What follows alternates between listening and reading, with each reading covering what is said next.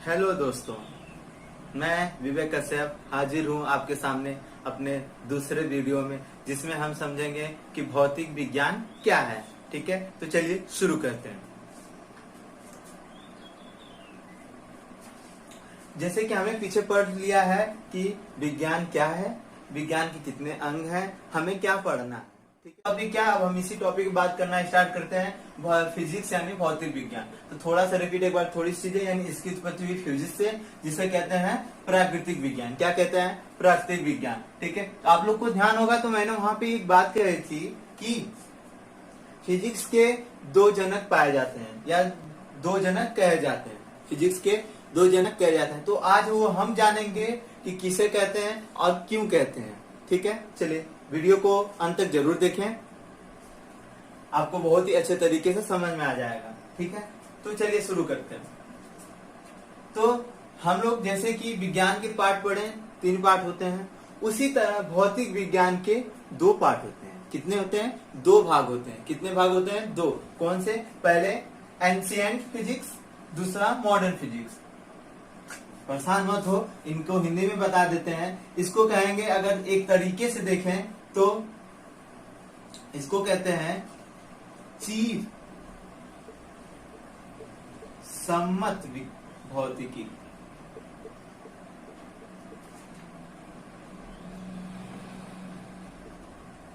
चिर सम्मत भौतिकी। ठीक, दूसरा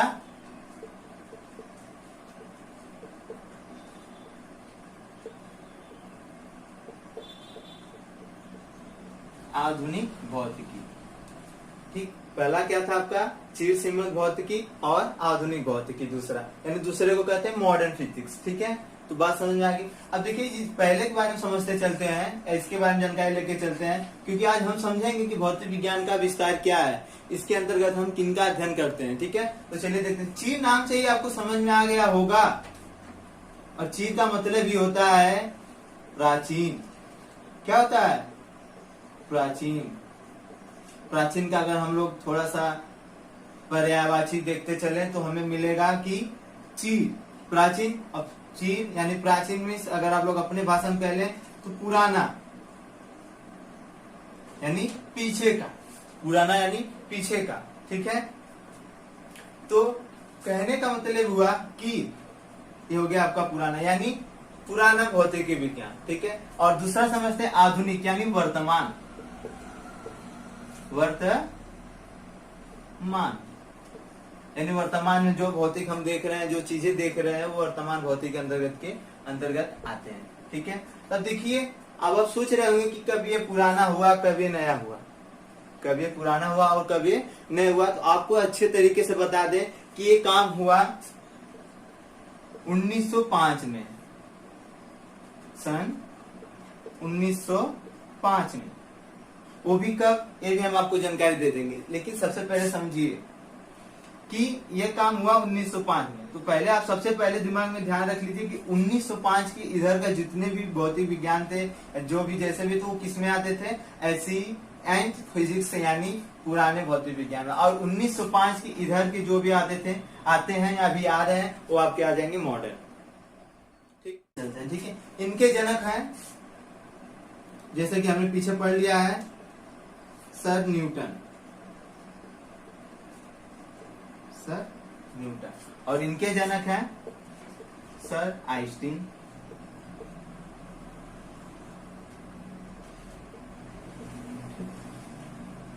सर आइंस्टीन।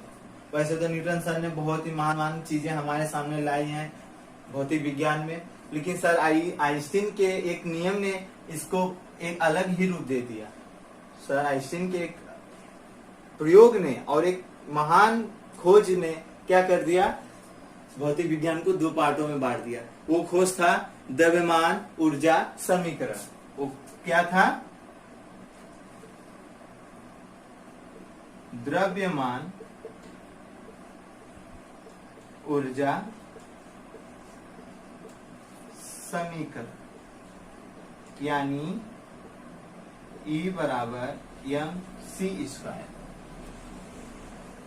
ठीक, बाद में इसके बारे में जानकारी लेते हैं। यानी कि सर आइंस्टीन ने ये खोज किया द्रव्यमान ऊर्जा समीकरण, ठीक है।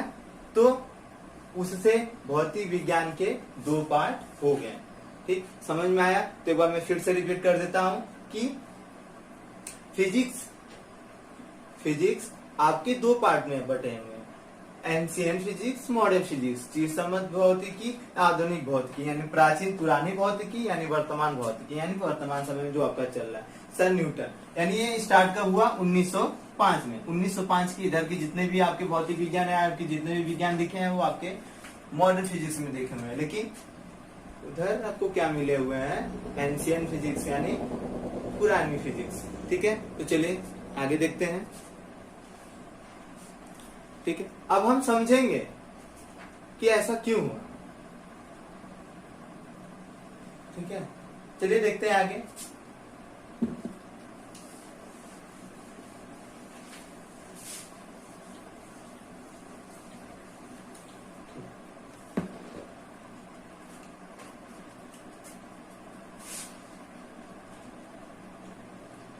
समझते हैं इस बात को।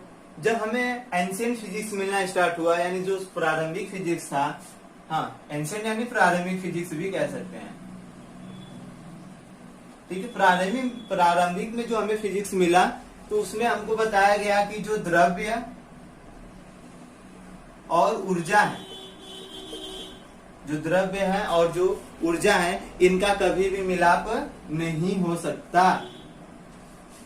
द्रव्य का मतलब ठोस, द्रव, गैस, यानी जितने भी पदार्थ आएंगे आपके इसके अंतर्गत आ जाएंगे। ऊर्जा का मतलब आप लोगों ने समझ ही लिया होगा, ऊर्जा कितने प्रकार के होते हैं, आगे चल के देखा जाएगा। तो चलिए समझते हैं कि एंशिएंट फिजिक्स ने हमें ये बताया कि द्रव्य और ऊर्जा कभी एक दूसरे को मिलाप नहीं कर सकते, लेकिन मॉडर्न फिजिक्स ने हमें ये बता दिया कि द्रव्य और ऊर्जा मिल सकते हैं, द्रव्य और ऊर्जा आपस में मिल सकते हैं, ठीक।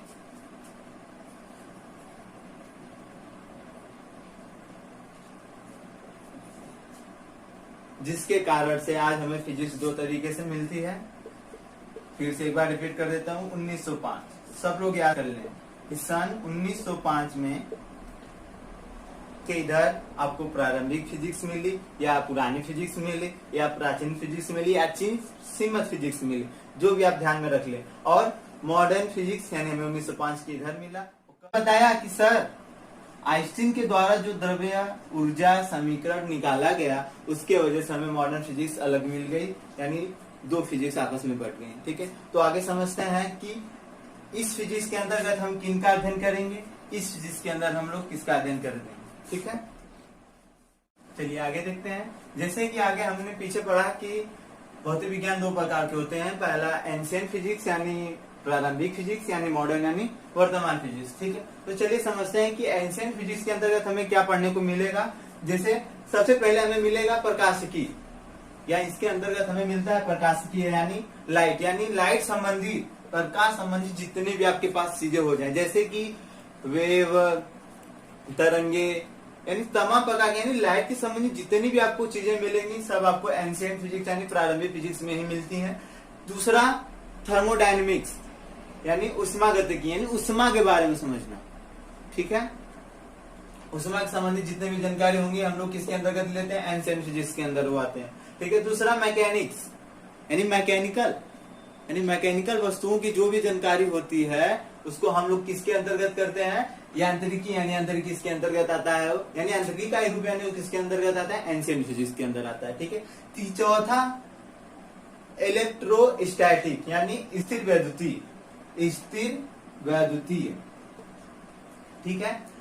यानी इलेक्ट्रोस्टैटिक संबंधित सारी जानकारी हमें किस में मिलेगी, एंशिएंट फिजिक्स में। तो संक्षेप में आपको बता दिया जा रहा है कि क्या होता है, ठीक है। मॉडर्न फिजिक्स में आपको सबसे पहले मिलेगा नाभिकीय फिजिक्स यानी भौतिकी, यानी मॉडर्न फिजिक्स में आपको मिलेगा कि नाभिकीय भौतिकी यानी न्यूक्लियर फिजिक्स, यानी इसमें हम सभी पदार्थों के बारे में जानकारी लेना स्टार्ट करेंगे जो नाभिकीय भौतिकी संबंधित होते हैं, ठीक है।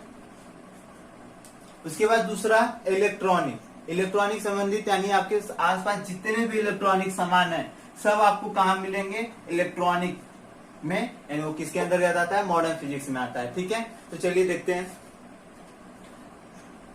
इलेक्ट्रॉनिक संबंधी यानी आपके पास जितने भी इलेक्ट्रॉनिक सामान दिख रहे हैं, जितने भी आपको इलेक्ट्रॉनिक सामान दिख जाए उसके यानी हमारा पूरा भौतिक विज्ञान संबंधी जितने भी जानकारी, यानी संक्षेप में कहें तो पूरा ही विस्तार से आपको समझा दिया गया कि फिजिक्स होता क्या है, इसके अंतर्गत क्या आते हैं, या इसकी उत्पत्ति हुई कैसे। ठीक है, तो चलिए मिलते हैं अगले वीडियो में। धन्यवाद।